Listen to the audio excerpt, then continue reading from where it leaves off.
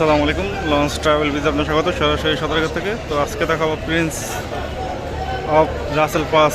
সকালে দেখছিলাম যে আজান পাসের ব্যানার লাগানো, এখন গাজী সালাউদ্দিনের ব্যানার লাগানো। তো বেতুয়া রুটের যাত্রী চাপ অনেক, তার চেয়ে ব্যাগ কিছু আগে প্লেস করলো যাত্রী চাপ সামাল দেওয়ার জন্য। তো জায়গা না পেয়ে বেতুয়া যাত্রীরা গোসেরহাট ও বোরহানুদ্দিন রুট ব্যবহার করতেছে। তো দেখে আসি বোরহানুদ্দিন রুটে কেমন যাত্রী।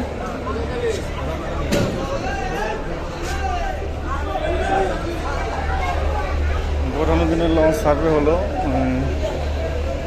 7টার পর, এখন বাজে 5:15। তো আরও 2 ঘন্টা বাকি রয়েছে লঞ্চটি ছাড়তে। তো বড় লঞ্চ দিলে যাত্রীরা যাত্রী আরও বেশি হইতো, ছোটো লঞ্চ থাকার কারণে যাত্রী কম হচ্ছে। বসিরহাট ট্যুরে 26 লঞ্চে প্রচুর পরিমাণ যাত্রী, মানে বসিরহাট ট্যুরে জাকি সময় 4 লঞ্চে প্রচুর পরিমাণ যাত্রী। দ্বিতীয়তলার দেখ,